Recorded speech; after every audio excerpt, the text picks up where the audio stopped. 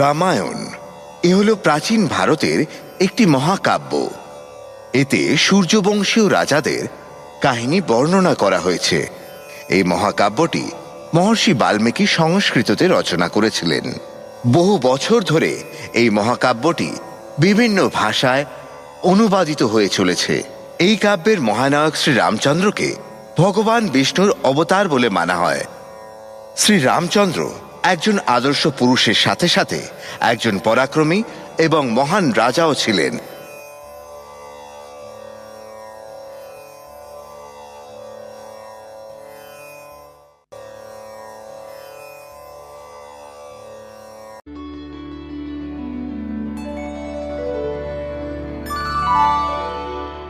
কৌশল সাম্রাজ্য সরজু নদীর তীরে অবস্থিত একটি শক্তিশালী সাম্রাজ্য, যেখানে ছিল বড় বড় প্রাসাদ, বাটিকা, উদ্যান আর মনোহরণকারী ঝর্ণা। সূর্যবংশীয় রাজারা এর নির্মাণ করেন।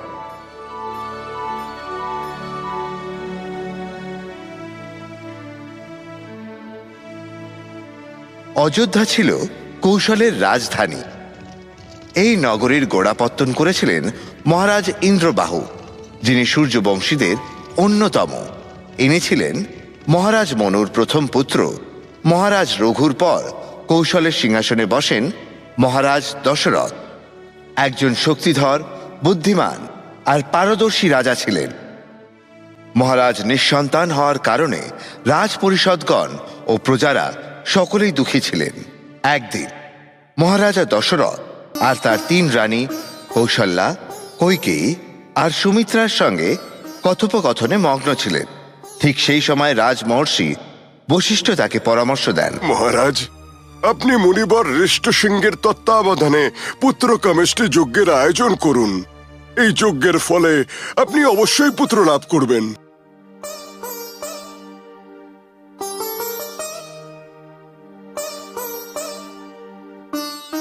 রাজমহর্ষির কথা অনুযায়ী ঋষিশৃঙ্গের তত্ত্বাবধানে যজ্ঞের আয়োজন করা হয়। সেই পবিত্র অগ্নি থেকে এক দিব্য কান্তি দেবতা উদ্ভূত হন, যার হাতে একটি সোনার কলস ছিল। হে রাজা, আপনার যজ্ঞ সফল হয়েছে। এই পবিত্র যজ্ঞের প্রসাদ আপনি রানীদের দিন।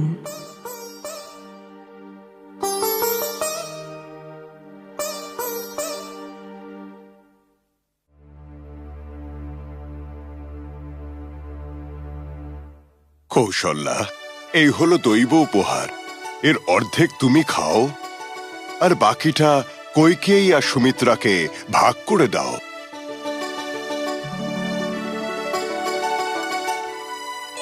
কয়েক মাস পর হঠাৎই একদিন রাজপুত্রদের কলকাকুলিতে রাজবাড়ি ভরে উঠল। মহারানী কৌশল্যা রামচন্দ্রের জন্ম দেন, রানী কৈকেয়ী দেন কুমার ভরতের, আর রানী সুমিত্রা জন্ম দেন লক্ষণ আর শত্রুঘ্ন নামের 2 যমজ সন্তানের। মহারাজ দশরথের আনন্দের সীমা রইল না।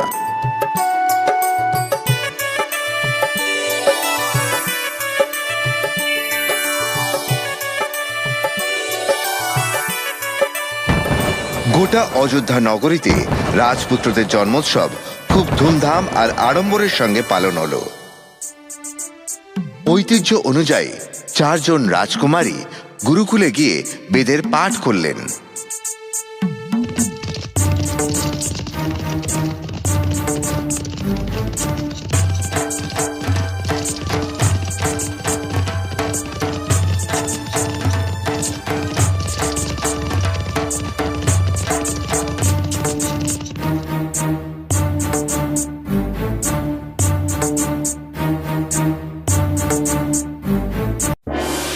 একদিন রাজদরবারে মহারাজের জয় হোক। মুনিশ্রেষ্ঠ ঋষি বিশ্বামিত্র রাজমহলে পদার্পণ করেছেন। মহর্ষি বিশ্বামিত্র আর এই রাজপ্রাসাদে যথাযোগ্য সম্মান আর ভক্তির সঙ্গে তাকে স্বাগত জানাও।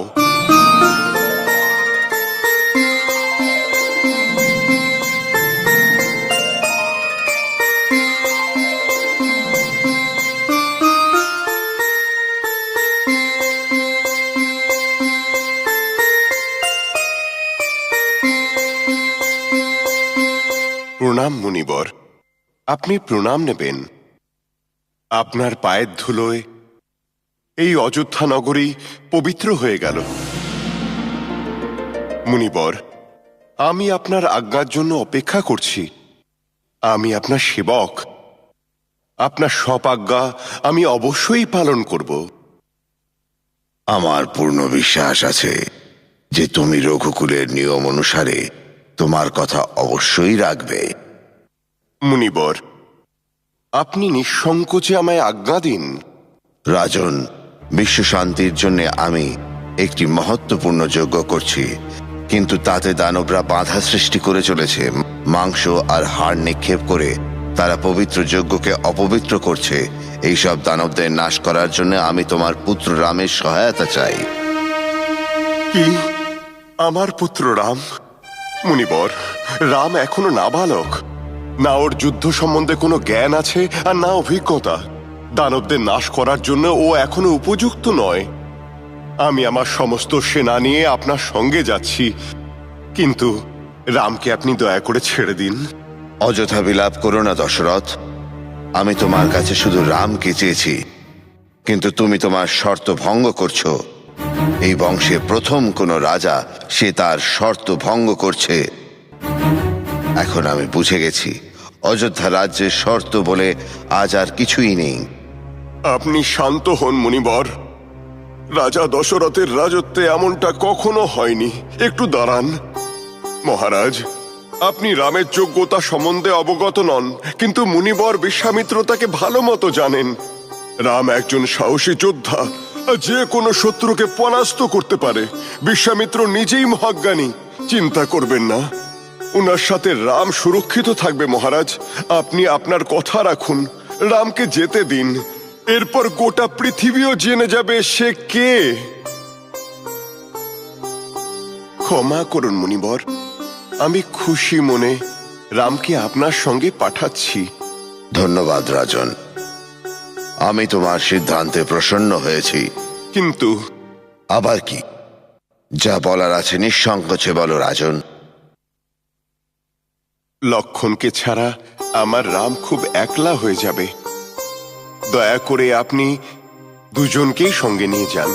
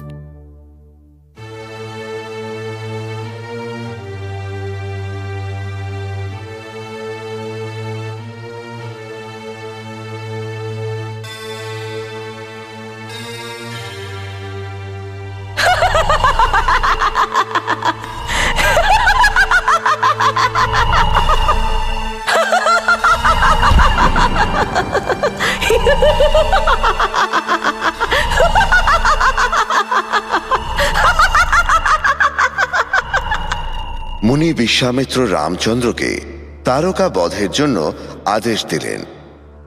যখন রামচন্দ্র দনুমনু করছিলেন, তখন বিশ্বামিত্র কোনো সংকোচ ছাড়াই তাকে মারতে বলেন। রাম আর লক্ষণ তাদের ধনুক দিয়ে তারকা বধ করেন।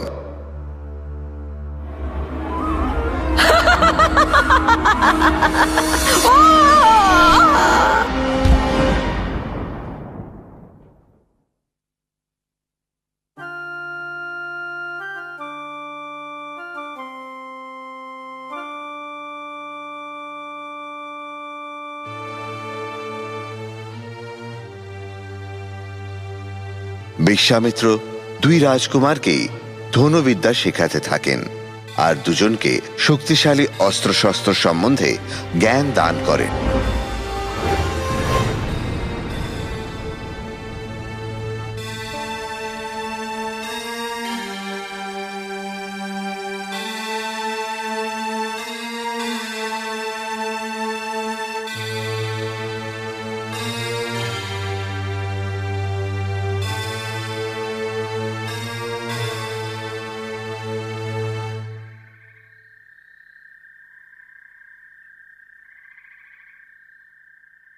তারকার দুই পুত্র সুবাহু আর মারিচ যজ্ঞস্থলে আবির্ভূত হয়। তারা যজ্ঞের অগ্নিতে মাংস ও হাড়ের টুকরো ফেলতে শুরু করে এবং বিকটভাবে হাসতে থাকে।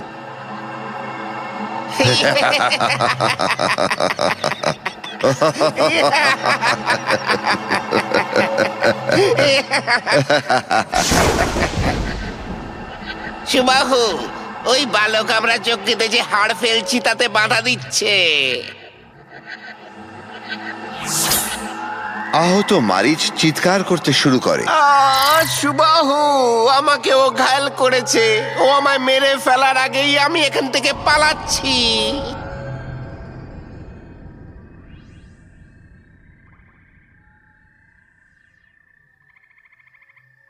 মহারাজ জনকের আমন্ত্রণ এসেছে। তোমরা দুজন আমার সঙ্গে মিথিলায় যেতে পারো। সেখানে তোমরা সেই মহান শিব ধনুকও দেখতে পাবে যা মহারাজ জনকের কাছে আছে।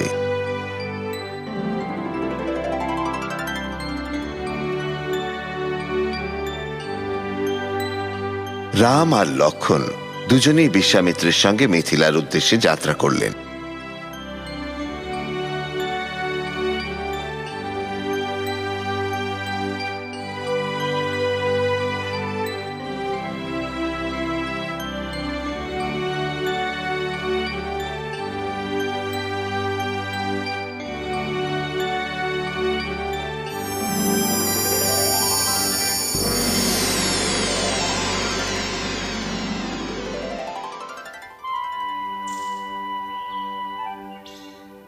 ধন্যবাদ শ্রীরাম, আপনার পবিত্র চরণ স্পর্শে আজ আমি শাপমুক্ত হলাম। তাহলে এত বছর ধরে আপনি এই পাথর রূপেই জীবিত ছিলেন? হ্যাঁ রাম, পাপী ইন্দ্রের ষড়যন্ত্রের ফলে আমার স্বামী আমায় পাথর হয়ে যাওয়ার অভিশাপ দেন, কিন্তু আপনার দয়ায় আজ আমি শাপমুক্ত হলাম।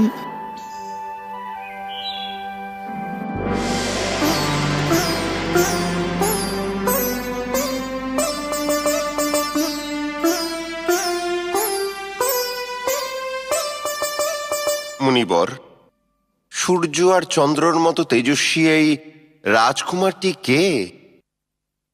রাজন, এ হল অযোধ্যা নরেশ, দশরথের পুত্র।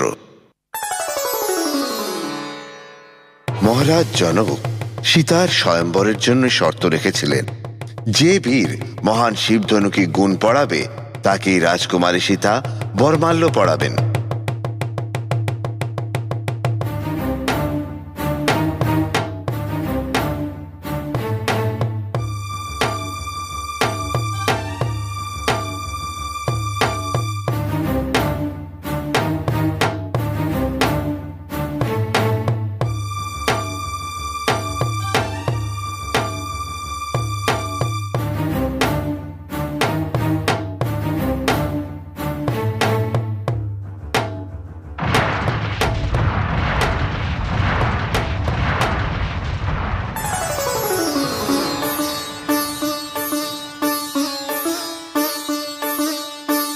হঠাৎই বাজ পড়ার মতো পরশুরাম সভা মণ্ডপে প্রবেশ করেন।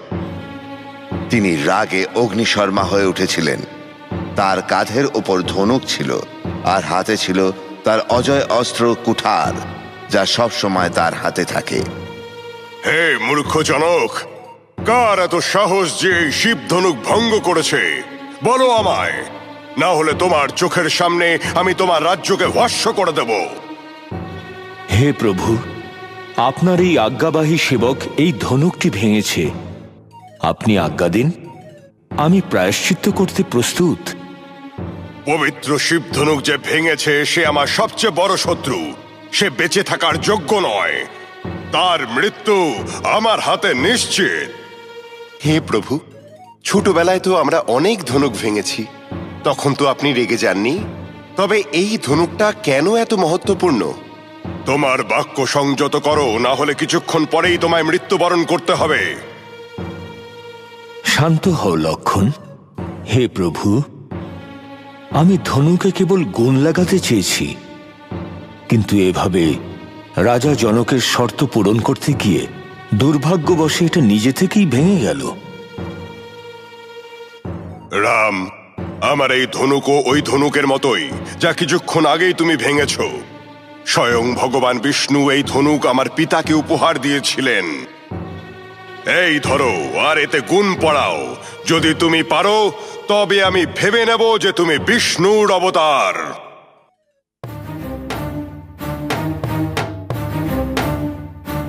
হে প্রভু, এই অজ্ঞানীকে ক্ষমা করে দিন। আপনি ভগবান বিষ্ণু ছাড়া অন্য কিছু হতে পারেন না। মহারাজ জনক আর তার ভাই কুশধ্বজের কন্যাদের সাথে মহারাজ দশরথের কন্যাদের বিবাহ পরিণয় সম্পন্ন হয়। রামের সাথে সীতার, লক্ষ্মণের সাথে উর্মিলার, ভরতের সাথে মন্দতরীর আর শত্রুঘ্নের সাথে ধৃতকীর্তির।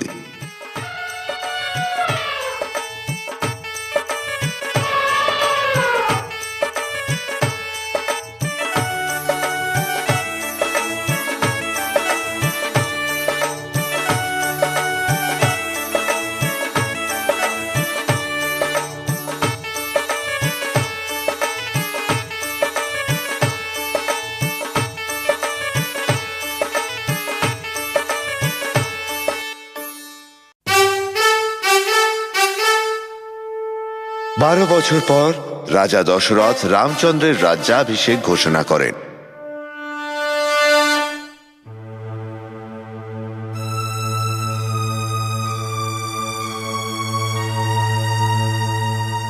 এই রাজ্য আর প্রজাদের আমি চোখের মনির ন্যায় যত্ন করেছি। অনেক বছর ধরে আমি রাজত্ব করেছি। আজ আমি বড় ক্লান্ত। আমি আমার এই রাজ্যকে আমার পুত্র রামের হাতে তুলে দেব বলে সিদ্ধান্ত নিয়েছি। বাবা, উনি বাবা, বাবা, সত্যিই উনি যোগ্য। যোগ্য। এই আপনার সঠিক সিদ্ধান্ত। আপনি যোগ্য নির্ণয় নিয়েছেন মহারাজ। ভবিষ্যৎ রাজা হিসেবে রামই উপযুক্ত হবেন। আপনি যোগ্য নির্ণয় নিয়েছেন মহারাজ।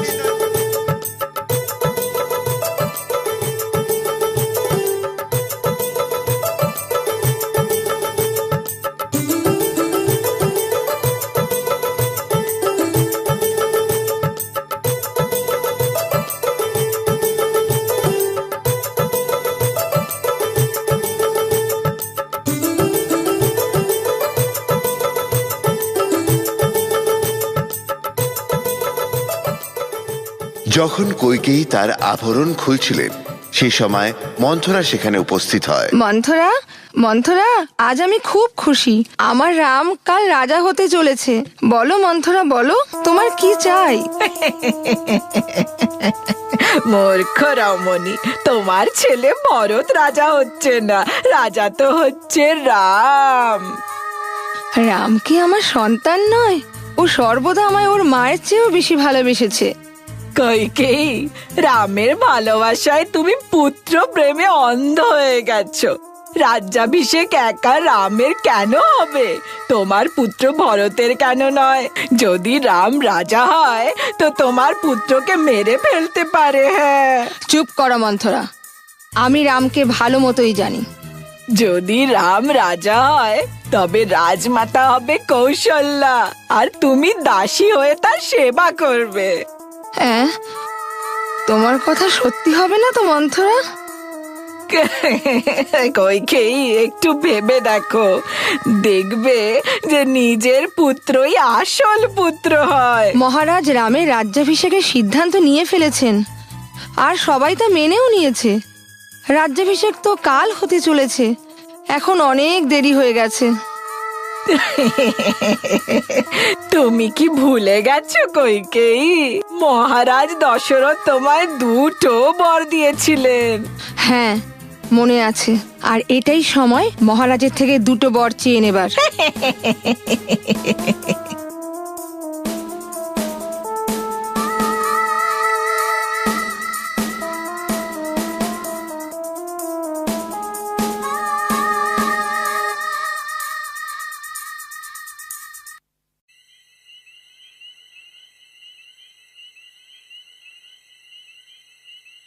মহারাজের জয় হোক। রানী কৈকেয়ী দেবী আপনার সাথে দেখা করতে চান। কৈকেয়ী, কি হয়েছে তোমার? কাল রামের রাজ্যাভিষেক হবে। কি হলো? তোমায় এত বিচলিত দেখাচ্ছে কেন? কিছু বছর আগের এক ঘটনা আপনার মনে আছে? যুদ্ধে আপনি আহত হয়েছিলেন আর সারথি হয়ে আমি আপনার প্রাণ রক্ষা করেছিলাম। সে সময় আপনি আমায় 2টো বর দিয়েছিলেন। সেই বর দুটো আমি আজ চাইতে এসেছি। আচ্ছা, এই ব্যাপার। ঠিক আছে, তুমি যা ইচ্ছে চাইতে পারো। এমনিতে আজ আমি খুব খুশি। প্রথম বরে রামের জায়গায় আমার পুত্র ভরতের রাজ্যাভিষেক করতে হবে, আর দ্বিতীয় বরে রামকে 14 বছরের জন্য বনবাসে পাঠাতে হবে।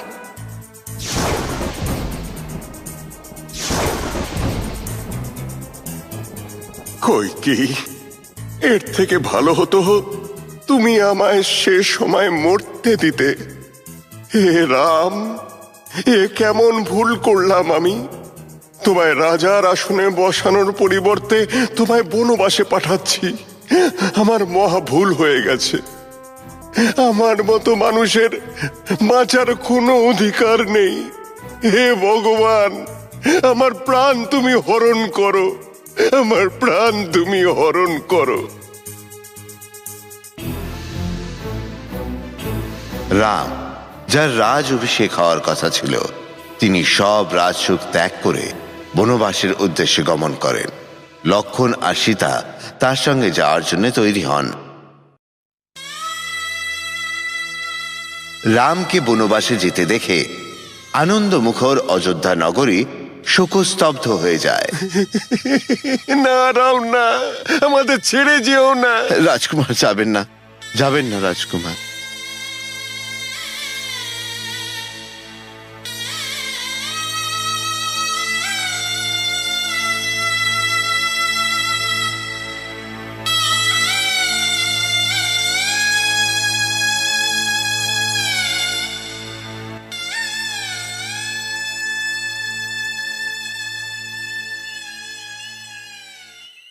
সুমন্ত, এবার আমাদের যেতে হবে। আপনাকে যারা ভালোবাসেন তারা যখন জেগে যাবে আর আপনার ব্যাপারে শুধাবে, তখন ওদের আমি কি উত্তর দেব? আমি যাওয়ার পর এদের তো এখানেই থাকতে হবে। এরা আমায় অনুসরণ করে এই পর্যন্ত এসেছে। সবাই ঘুমিয়ে পড়েছে, হয়তো তারা খুবই ক্লান্ত। ওদের জাগিও না। আমি এখন বিদায় নিচ্ছি। আমি আশা করি যে তুমি আমার মাতা পিতাকে যত্নে রাখবে।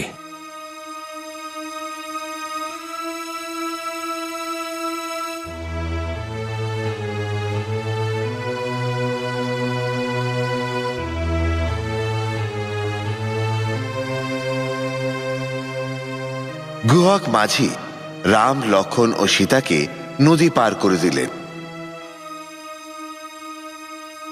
হে আমার মাতৃভূমি অযোধ্যা, তুমি আমায় পালন করেছ, কিন্তু আজ তোমায় ছেড়ে যেতে হচ্ছে।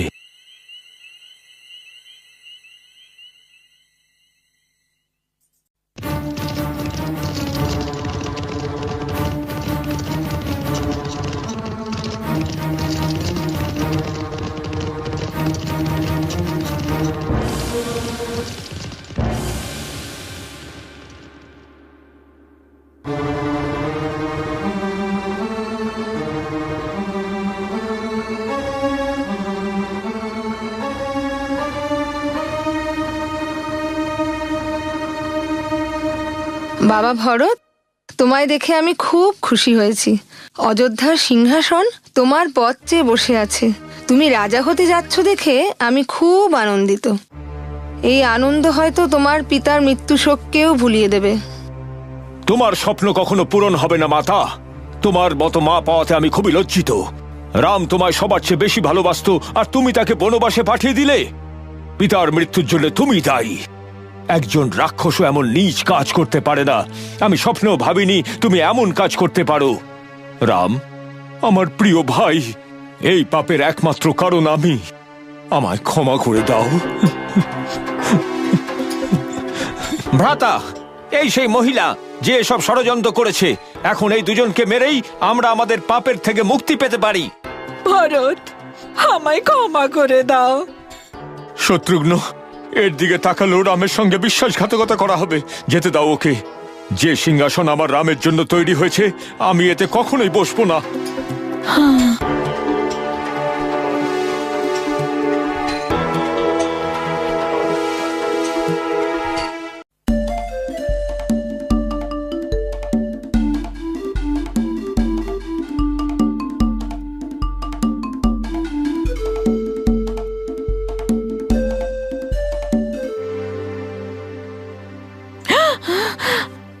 ভয় পেও না রাম, আমি হলাম জটায়ু, তোমার পিতার বন্ধু। খুব ভালো লাগছে তোমাদের সঙ্গে দেখা হয়ে। ওই দেখো, ওই স্থানকে পঞ্চবটী বলে। তুমি ওখানেই কুটির তৈরি করে থাকো।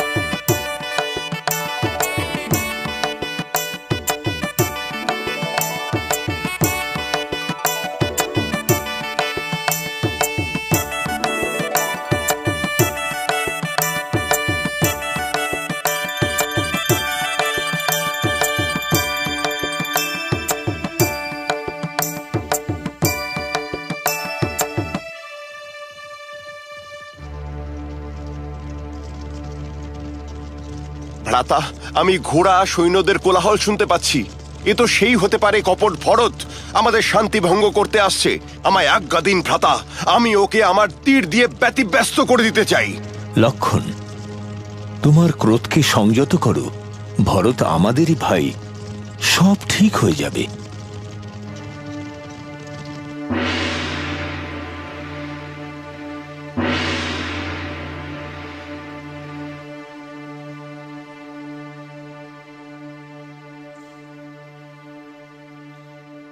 ভ্রাতা, আমার প্রিয় ভরত, অযোধ্যার কি সংবাদ?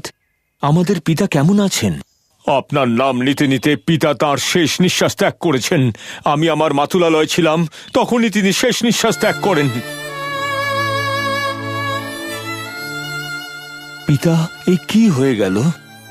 ভ্রাতা, দয়া করে এক্ষুনি অযোধ্যা চলুন। ওই সিংহাসনে আপনারই অধিকার রয়েছে। না ভরত, না। কেন নয় ভ্রাতা? বড় ভাই থাকতে ছোট ভাই সিংহাসনে বসে, সেটা অসম্ভব। ভরত, আমি বুঝতে পারছি তোমার মনের অবস্থা, কিন্তু মাতা কৈকেয়ীকে দেওয়া পিতার বচন পালন করাও তো আমাদের ধর্ম। ভ্রাতা, আপনি আপনার পাদুকা আমায় দিন। আমি রোজ তাকে সিংহাসনে রেখে পুজো করব। বনবাসে 14 বছর পূরণ না হওয়া পর্যন্ত আমি আপনার রাজকার্য নির্বাহ করব। রামচন্দ্রের পাদুকাকে ভক্তি ভরে মাথায় তুলে ভরত রাম গুণগান করতে করতে সেখান থেকে প্রস্থান করলেন।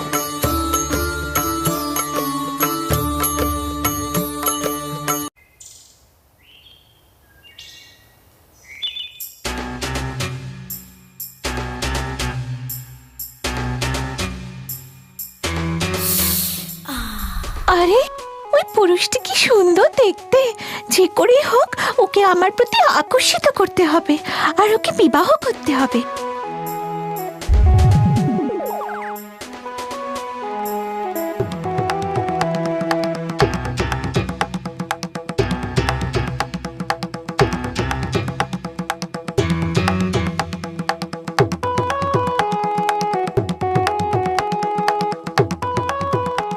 আমি শূর্পণখা, রাবণের ছোট বোন।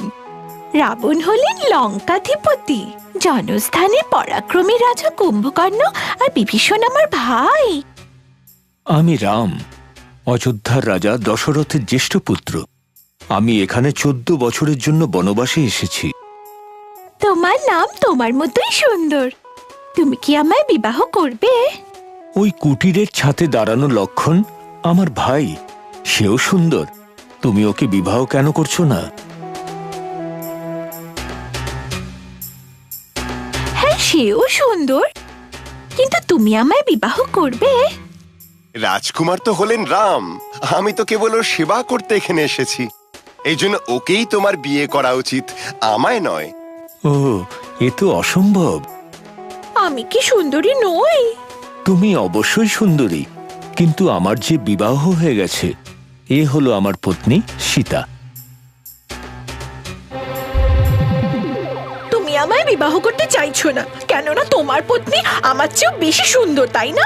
আমি ওকে আজই মেরে ফেলবো, আর দেখবো আমায় বিয়ে না করে তুমি এখানে কি করে থাকতে পারো।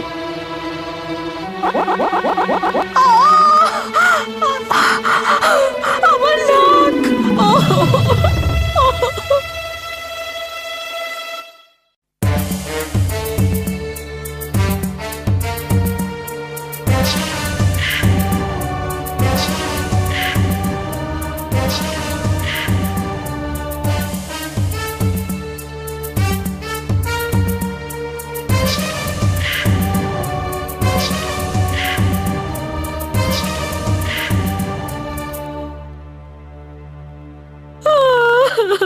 আমার প্রিয় ভ্রাতা, ওই মূর্খ মানবরা আমার নাক কেটে দিয়েছে।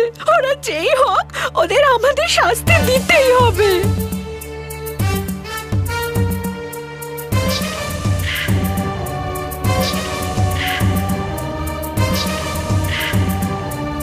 মহারাজ, শান্ত হয়ে ভেবে দেখুন।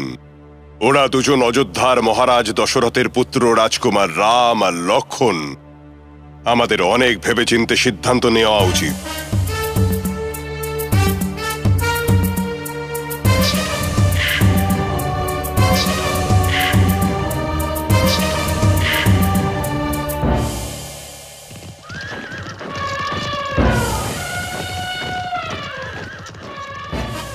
শত্রুপক্ষের সৈন্যরা রাম, লক্ষণ আর সীতার উপর আক্রমণ করে। রাম লক্ষণকে সীতার খেয়াল রাখতে বলে নিজেই সেই সৈন্যদের সাথে যুদ্ধ করতে থাকে।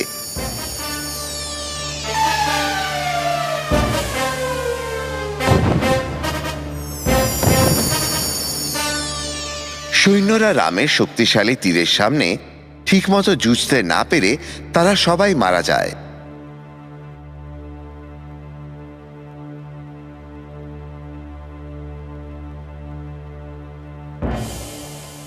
এ বার্তা শুনেই রাবণ ক্রোধে ফেটে পড়ে।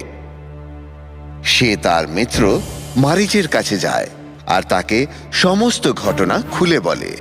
মারীচ রাবণকে রামের প্রতাপ এবং দৈব শক্তির ব্যাপারে বিস্তারিত বলে। মারীচের কথা শুনে রাবণ সেখান থেকে ফিরে আসে।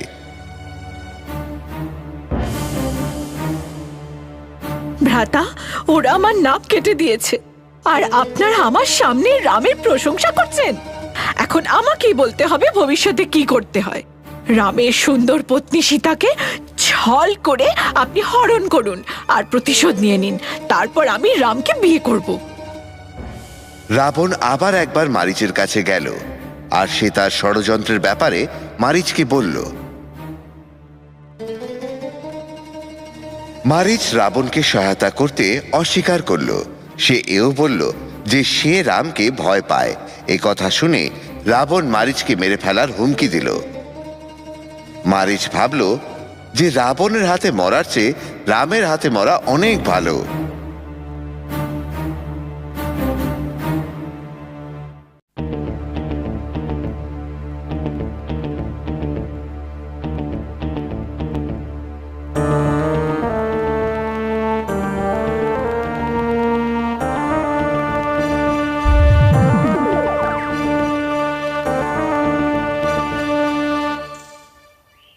ওই দেখো হরিণ, কি সুন্দর দেখতে না? হ্যাঁ, সুন্দর নিশ্চয়ই, কিন্তু ওর এই অদ্ভুত সৌন্দর্য দেখে আমার সন্দেহ হচ্ছে যে এ রাক্ষস তো নয়। স্বামী, আমার জন্য ওই হরিণটা ধরে আনুন না। লক্ষণ, সীতার খেয়াল রেখো। আমি এক্ষুনি গিয়ে ওই হরিণকে ধরে আনছি।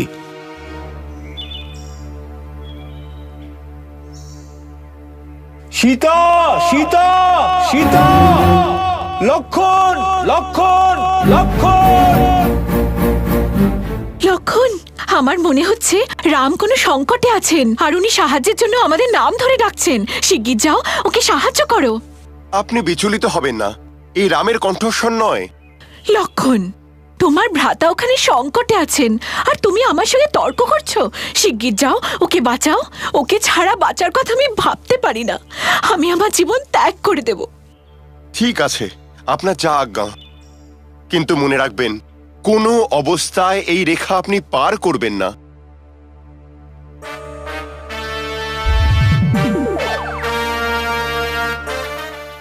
আপনি কি এই ঘন জঙ্গলে একাকী বাস করেন?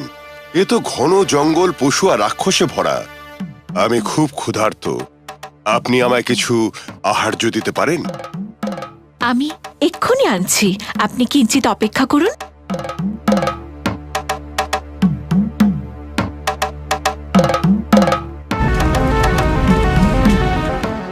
দেখুন মাতা, আমি এই রেখা পার করতে পারবো না। দয়া করে আপনি এই রেখা পার করে আমায় ভিক্ষে দিন।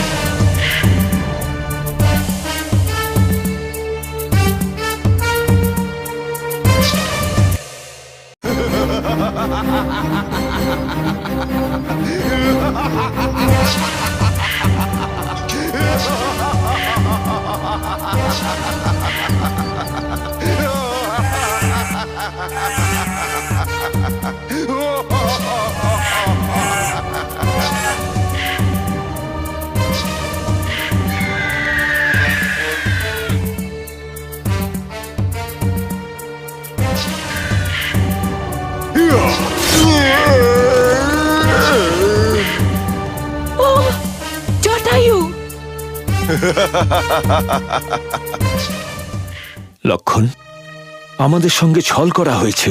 ওটা হরিণ ছিল না, বরং হরিণের ছদ্মবেশে মারিচ ছিল। এমন ছল রাক্ষসরা প্রায় করে। আমাদের সীতাকে বাঁচাতে হবে। কুটিরে এসে তারা সীতার কোনো খোঁজ পেল না। সব ফল ছড়িয়ে আছে। রামচন্দ্র শোকে অনুতাপ করতে থাকেন। ভ্রাতা, আপনি চিন্তা করবেন না, উনি এই জঙ্গলেই কোথায় আছেন, আমরা ওকে খুঁজে নেব।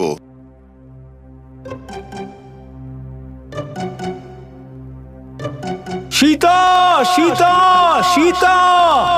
সীতা, ও সীতা! দেখো লক্ষণ, এ তো সীতারই অলংকার।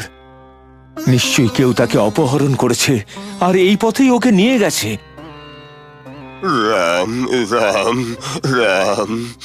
ওরা এক করুণ কণ্ঠস্বর শুনতে পেলেন আর সেই দিকেই যেতে থাকলেন।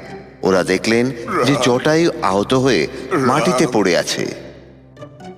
হে রাম, রাবণ তোমার প্রিয় পত্নীকে অপহরণ করেছে। আমি ওকে বাঁচাবার অনেক চেষ্টা করেছি, কিন্তু বিফল হয়েছি।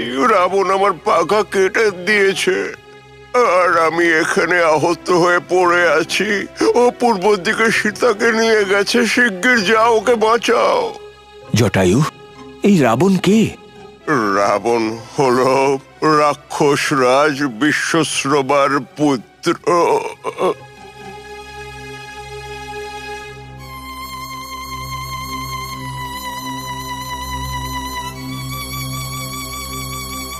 ও জটায়ু, তোমার মহান ত্যাগে আজ আমি উপকৃত।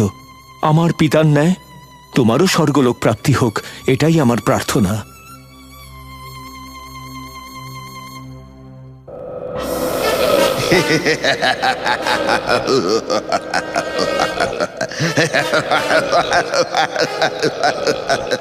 হে ক্ষুদ্র মানব, এবার তুমি আমার হাতের মুঠোয়।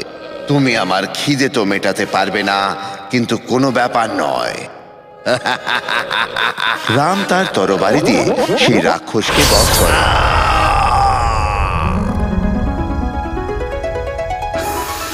ধন্যবাদ রাম, আমি কবন্ধ। আপনি আমায় সাপ থেকে মুক্তি দিয়েছেন। আমি আপনার সহায়তা করব। রেশমুখ পর্বতে বাসকারী সুগ্রীব সীতাকে খুঁজতে আপনাকে সাহায্য করবে।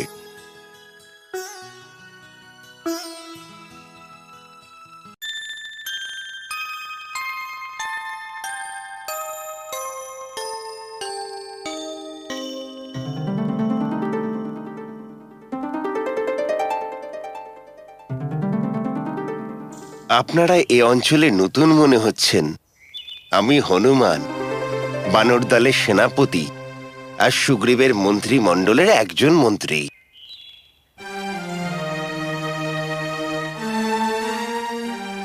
আপনার সাথে পরিচয় হওয়ায় ভালো লাগলো। আমরা সুগ্রীবের সাথে সাক্ষাৎ করতেই এতদূর এসেছি। আসুন আমার সঙ্গে, আপনাকে মহারাজের সম্মুখে নিয়ে যাচ্ছি।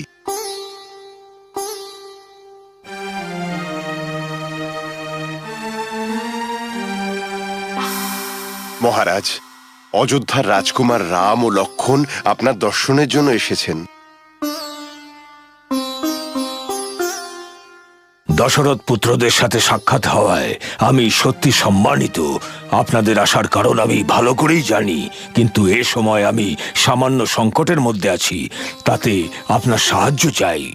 আমি আমার পত্নীকে ফিরে পেতে চাই, তার জন্য আমি সবকিছু করতে প্রস্তুত। প্রভু রাম, আমার ভাই বালি আমায় কিষ্কিন্ধা থেকে বের করার পরিকল্পনা করছে। ওর সাথে লড়াই করতে আমি অসমর্থ। আমি আশা করি আপনি আমায় আমার কিষ্কিন্ধা রাজ্য ফিরিয়ে দেবেন। আমি নিশ্চয়ই আপনার সহায়তা করব। আপনার অনুজেরা বলেছে যে রাবণ সীতাকে অপহরণ করে এই স্থানের উপর দিয়ে গেছে, তা তারা দেখেছে। দয়া করে রাবণের হাত থেকে সীতাকে বাঁচাতে আমায় সাহায্য করুন। নিজের বচন অনুসারে বালিকে বধ করে রাম সুগ্রীবের সহায়তা করে। বালি আর সুগ্রীবের অন্তিম লড়াইয়ের মুহূর্তে রাম একটি গাছের আড়াল থেকে বালিকে তীরবিদ্ধ করে বধ করেন।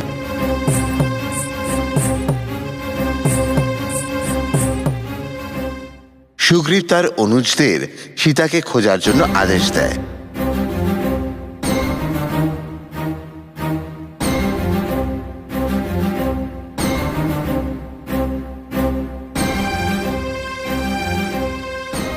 আমি সম্পাতি, জটায়ুর ভাই, যাকে রাবণ খুব ক্রূরভাবে হত্যা করেছিল। আমি জানি যে আপনি সীতাকে খুঁজছেন। রাবণ তাকে অপহরণ করেছে ও তার রাজ্য লঙ্কাতে তাকে বন্দী করে রেখেছে।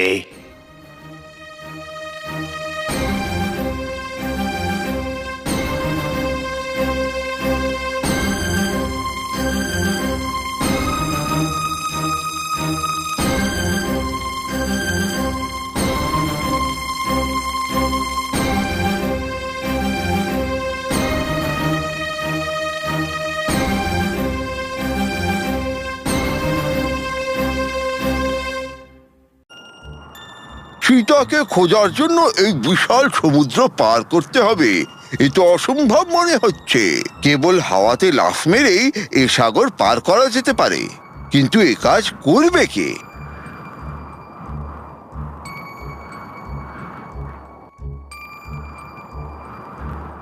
দেখো বায়ুপুত্র হনুমান, এই কাজের জন্য তুমিই যোগ্য। তুমি তোমার শক্তি সম্বন্ধে অবগত নও। আমি তোমায় স্মরণ করাচ্ছি, যখন তুমি ছোট ছিলে তখন উদয় হওয়া সূর্যকে দেখে তুমি তাকে আপেল ভেবেছিলে আর তাকে ধরার জন্য হাওয়াতে লাফ মেরেছিলে। তোমার পুরো শক্তি প্রয়োগ করে একমাত্র তুমিই এ কাজ করতে পারো। আপনি ঠিক বলেছেন জাম্বুবান। আমার বিশ্বাস আমায় সাগর পার করে লঙ্কায় নিয়ে যাবে।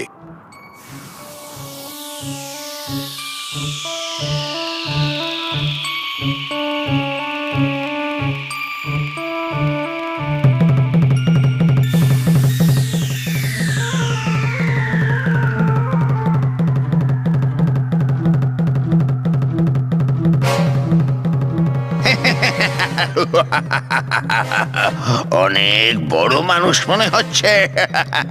আজ খুব আনন্দ করে ভোজন করা যাবে।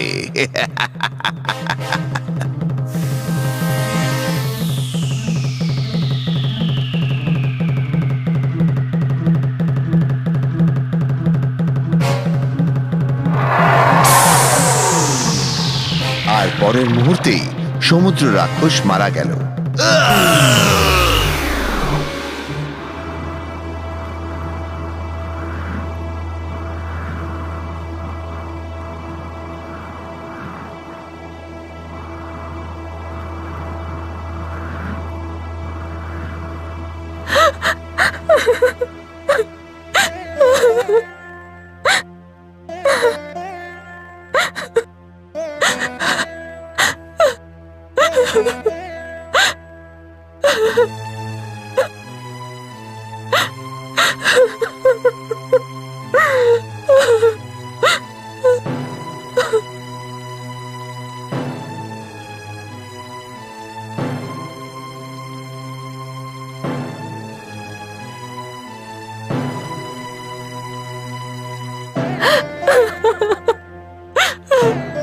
সীতা, এখনো তুমি তোমার স্বামীর ব্যাপারে ভেবে চলেছ?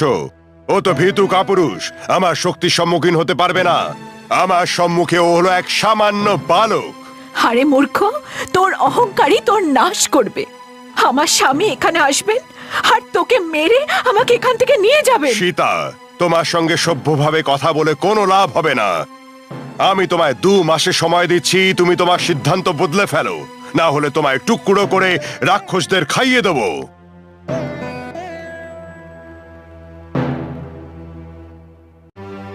মূর্খ স্ত্রী, তুমি এত কি অহংকার দেখাচ্ছ?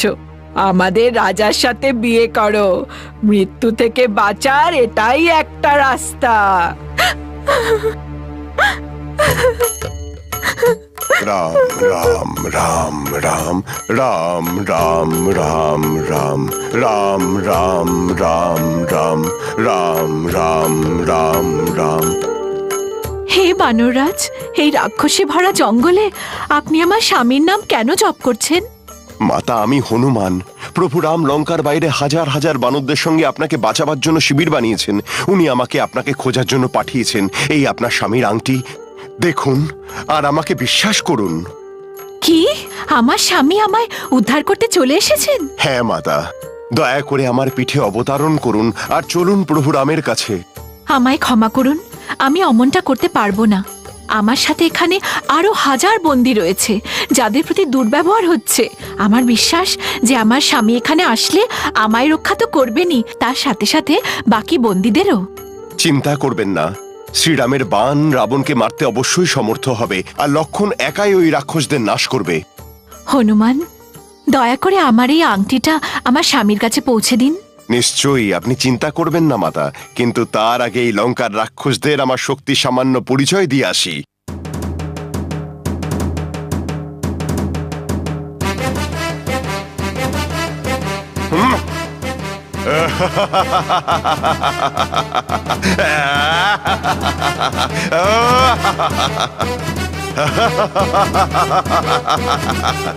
আরে ওই দেখো বাদল, ধরো ওটাকে।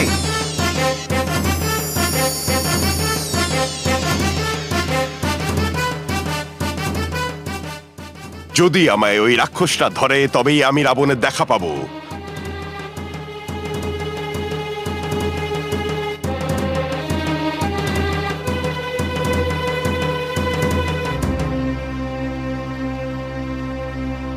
কে তুমি?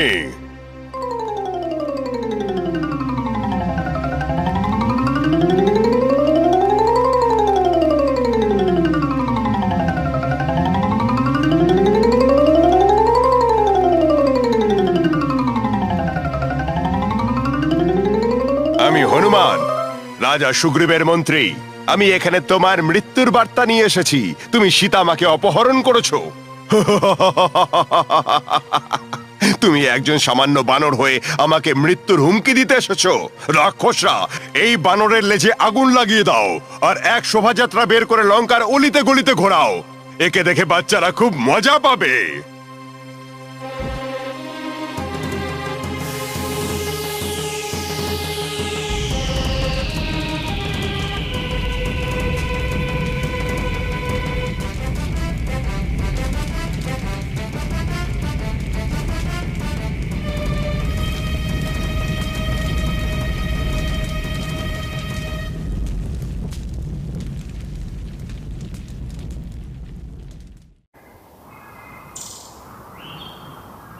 প্রভু শ্রীরামচন্দ্রের জয় হোক। সীতা মাতাকে সাক্ষাৎ করে হনুমান বিজয়ী হয়ে ফিরে এসেছেন। হে প্রভু, সীতা মাতাকে ওই দুষ্টু রাক্ষস রাবণ প্রাসাদে বন্দী করে রেখেছে। উনি তার এই আংটি আপনাকে স্মৃতি হিসেবে পাঠিয়েছেন।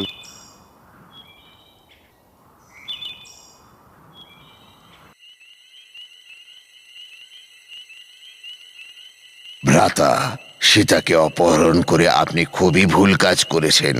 তার অভিশাপ লঙ্কাকে ধ্বংস করে দেবে। চুপ করো ভীরু কাপুরুষ, তুমি ভুলে যাচ্ছ যে তুমি আমার ভাই। রাম নেহাতি এক বালক। রাম আর তার সেনাকে লঙ্কার রাক্ষসরা সবাই পরাজিত করবে।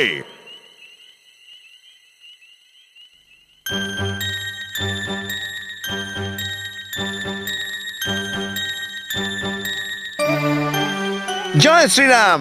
রাবণের ভ্রাতা বিভীষণ এসেছেন। হে প্রভু রাম, আমি রাবণের কনিষ্ঠ ভ্রাতা বিভীষণ। আমি ওকে অনেক বুঝিয়েছি সীতাকে ছেড়ে দেওয়ার জন্য, কিন্তু উনি মানেননি। দুষ্টু রাবণের সাথে থেকে আপনার সাথে যুদ্ধ করার থেকে ভালো হবে যদি আমি সীতাকে উদ্ধার করতে আপনাকে সাহায্য করি। ধন্যবাদ বিভীষণ। এত সব লোক আমার সঙ্গে যখন আছে, তখন আমার বিশ্বাস যে আমি শীঘ্রই সীতাকে রাবণের হাত থেকে ছাড়িয়ে আনব। কিন্তু প্রধান অন্তরায় হলো এখান থেকে লঙ্কায় কি করে পৌঁছব। প্রভু রাম, আপনি অযথাই চিন্তা করছেন। আপনি চোখ বন্ধ করে এই সাগর রাজের কাছে প্রার্থনা করুন। উনি নিশ্চয়ই আপনাকে সাহায্য করবেন।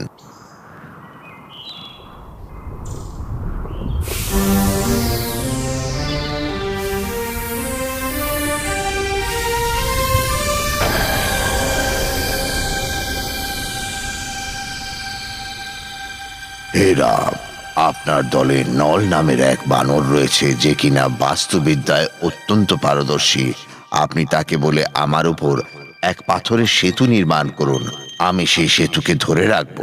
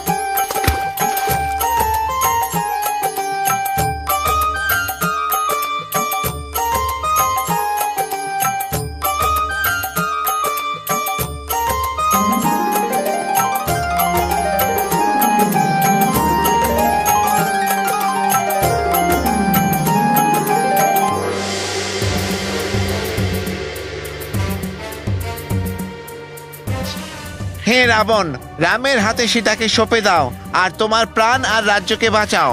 আমি তোমাকে শেষবারের মতো সাবধান করছি। চুপ কর মূর্খ বানর। তুই কি ভুলে গেছিস কৈলাসপতি শিবশঙ্কর আমায় বর দিয়েছেন আমি আমার ইচ্ছে অনুসারে রাক্ষসদের উপর রাজত্ব করি? এ কথা তুই ভুলে গেছিস? সৈন্যরা, এই বানরকে বন্দী করো।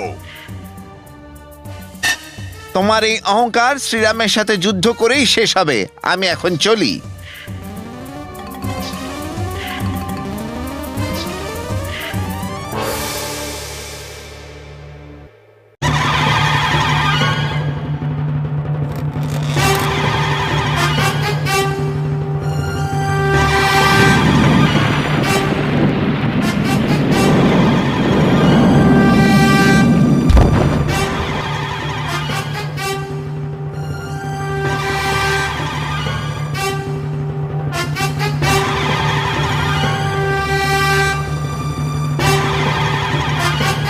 লঙ্কার যুদ্ধক্ষেত্রে হাজার হাজার সৈনিকের মৃতদেহ ছড়িয়ে থাকতে দেখা যায়। মহারাজ, এই যুদ্ধে মন্ত্রী, রাম আর তার বানর সেনা ভয় পেয়ে পালিয়েছে। বলো আমায়, শুভ সংবাদ শোনার জন্য আমি উৎসুক। মহারাজ, কুম্ভকর্ণের পুত্র বানর সেনাদের হাতে মারা গেছে। আপনি স্ত্রী অভিলাষ এখনই ছেড়ে দিন, না হলে এখানে চারিদিকে শুধু ধ্বংসই দেখতে পাবেন। সীতাকে সম্মানের সঙ্গে রামের হাতে সঁপে দিন। আমায় আজ্ঞা দিন পিতাশ্রী, আমি রাম লক্ষণের মাথা কেটে আপনার চরণে এনে দেব। ইন্দ্রজিৎ, যাও, কুম্ভকর্ণকে জাগাও।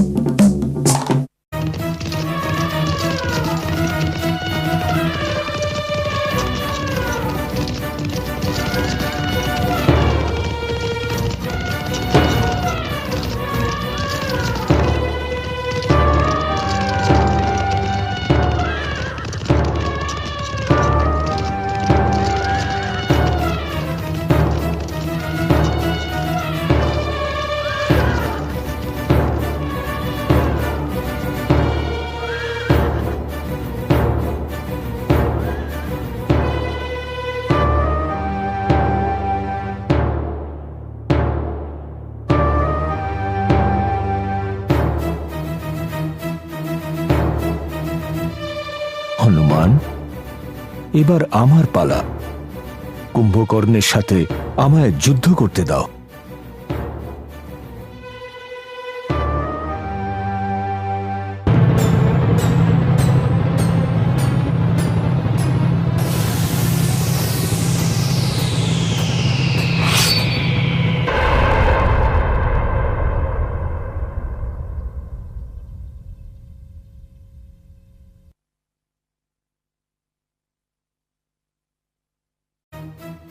পিতাশ্রী, একবার আপনি আজ্ঞা দিন, আমার তলোয়ার রামের মাথা কাটার জন্য উৎসুক হয়ে আছে।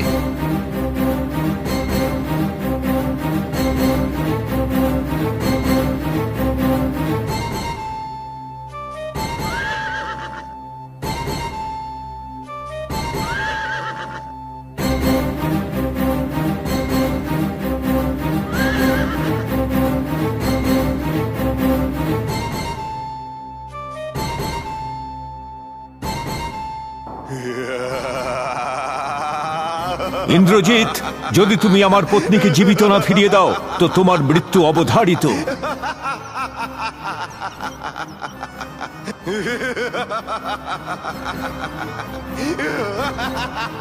সীতা, সীতা, আমার প্রিয় সীতা, সীতা, সীতা।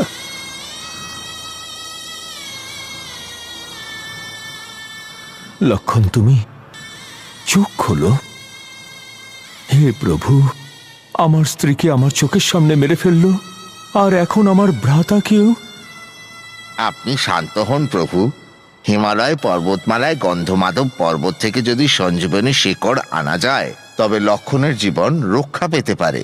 হনুমান, তুমি গিয়ে যে করেই হোক সেই সঞ্জীবনী নিয়ে এসো। আপনি যেমন আজ্ঞা করেন প্রভু।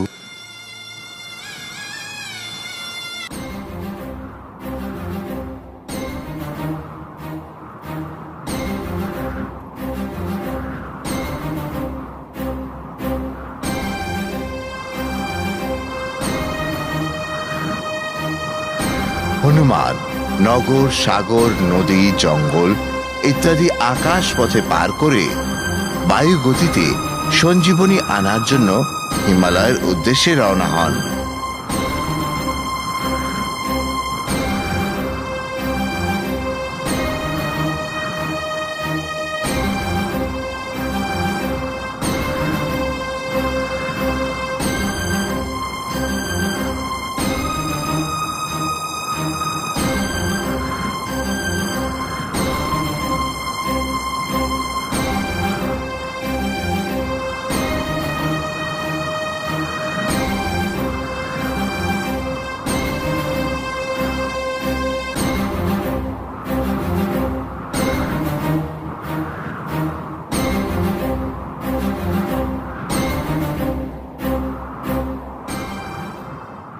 আরে এসব পর্বত তো শেকড়ে বাকড়ে ভর্তি হয়ে আছে, কিন্তু প্রকৃত শেকড়টি কোনটি? ঠিক আছে, আমি গোটা পর্বতটাই তুলে নিয়ে যাই।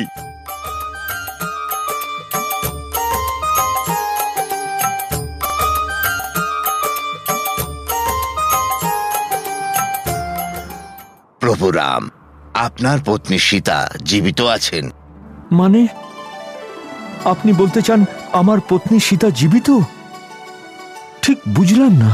ইন্দ্রজিৎ মায়াজাল রচনাতে পারদর্শী, ওই আপনার সাথে এমন ছল করেছে।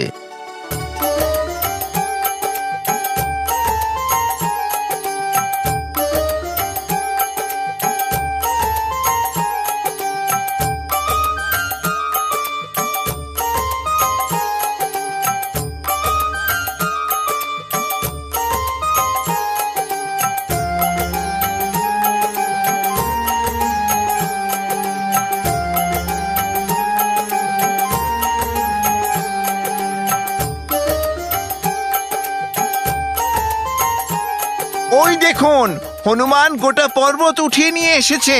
সে কোনো কাজেই পরাজিত হয় না।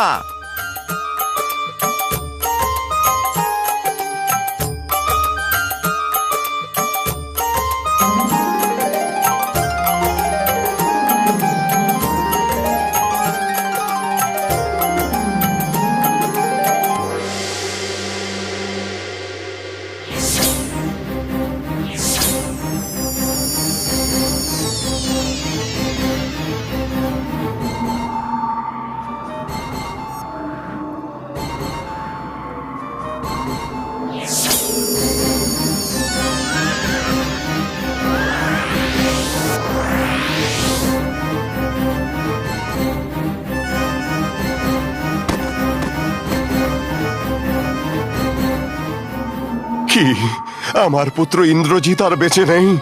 শেষে ওকেও আমায় হারাতে হলো। এবার সময় এসে গেছে, আমাকে এই যুদ্ধে অবতীর্ণ হতে হবে। রামকে মেরে ওর রক্ত চুষে খেয়ে ওর হাড় দিয়ে গলার মালা বানাবো।